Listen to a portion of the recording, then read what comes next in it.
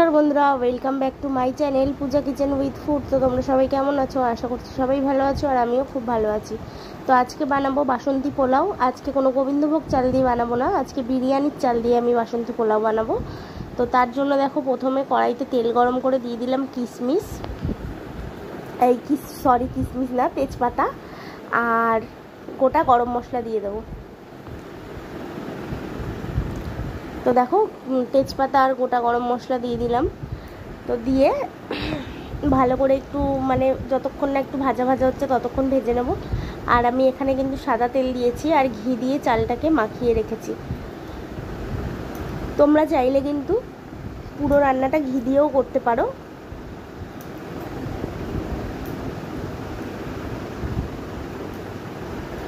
তো এটা একটু ভালো করে ভেজে নিয়ে দেখো, চালে ঘি আর অল্প একটু হলুদ মাখিয়ে রেখেছিলাম, আর আদা একটু ঘষে দিয়ে রেখেছিলাম।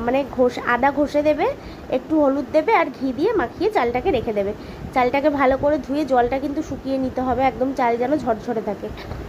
তো তারপরে দেখো, তেলের মধ্যে দিয়ে ভালো করে খানিকক্ষণ ভেজে নেব। চাল ভালো করে ভাজা হলে তোমরা বুঝতে পারবে, বেশ সাদা সাদা ভাব হয়ে আসে। তো চালটাকে খুব ভালো করে ভাজতে হবে। আর এইভাবে যদি তোমরা পোলাও বানাও তাহলে খুবই সুন্দর হবে আর ঝরঝরে হবে, একটুও গায়ে লেগে যাবে না, তোমাদেরকে গ্যারান্টি দিতে পারি আমি।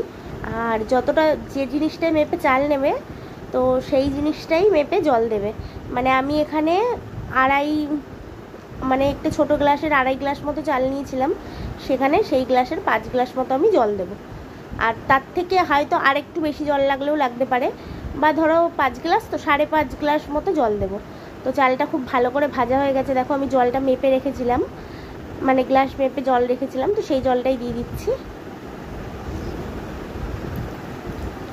তো এটাকে এবার ফুটতে দেব।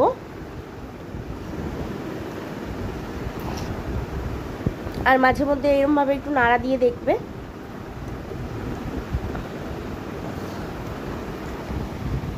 তো ভালো করে ফুটে গেছে দেখো, তার মধ্যে আমি দিয়ে দিচ্ছি এবার নুন।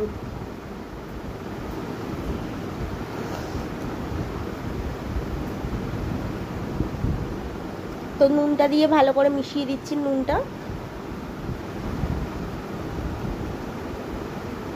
তো যারা পোলাও একদমই রান্না করতে পারো না, আমি তাদেরকেও বলবো একবার এইভাবে রান্না করে দেখবে, একদম পোলাও ঝরঝরে হবে, একটুও গায়ে গায়ে লেগে যাবে না। তো দেখো, একদম কিন্তু জলটা টেনে গেছে। আর এখন দিয়ে দিচ্ছি আমি চিনি। যে যেমন মিষ্টি খেতে পছন্দ করো সে সেইভাবেই দেবে।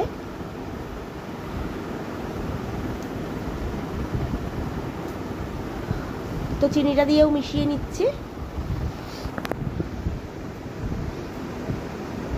তো এখনও দেখতে পাচ্ছ জল জল আছে, এখনও এটা টানবে। আর চাল কিন্তু একটাও ভেঙে যাবে না। কালারটাও দেখো কত সুন্দর এসেছে। তো এবার এর মধ্যে দিয়ে দিচ্ছি, দেখো আমি একটুখানি কেওড়া জল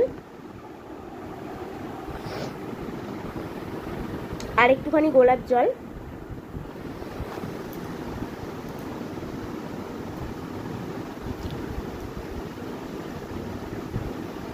তো বন্ধুরা দেখো, এটা মোটামুটি হয়েই এসছে। আর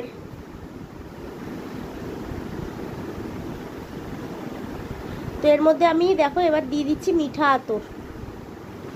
এটা অপশনাল, তোমরা দিলে দিতে পারো। মিঠা আতরটা দিলে বেশ গন্ধটা ভালো হয়। যেহেতু এটা গোবিন্দভোগ চাল নয়, সেই ক্ষেত্রে মিঠা আতরটা দিচ্ছি। যদি গোবিন্দভোগ চাল হয় তোমরা অবশ্যই দেবে না, কেন গোবিন্দভোগ চালের একটা সুন্দর সেন্ট আছে, সেটা চলে যাবে।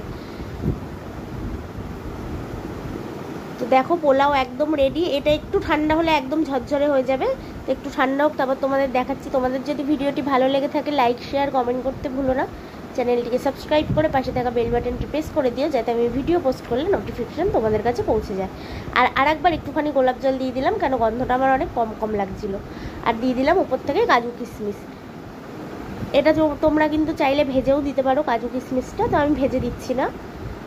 তো এবার দেখো, নামানোর আগে আর একটুখানি উপর থেকে ঘি ছড়িয়ে এবার ঢাকনা দিয়ে বন্ধ করে রাখবো। একটু ঠান্ডা হলে তারপর দেবো খেতে। তো দেখো বন্ধুরা, আমি তোমাদের খাওয়ার সময় দেখাচ্ছি কতটা ঝরঝরে হয়েছে। তো তোমাদের বলবো অবশ্যই ট্রাই করো। আর ভিডিওটি ভালো লাগলে লাইক শেয়ার কমেন্ট করতে ভুলো না, চ্যানেলটিকে সাবস্ক্রাইব করে পাশে থেকো। তো দেখা হচ্ছে আবার একটা নতুন ভিডিওর সাথে, ততক্ষণ সবাই সুস্থ থেকো আর ভালো থেকো।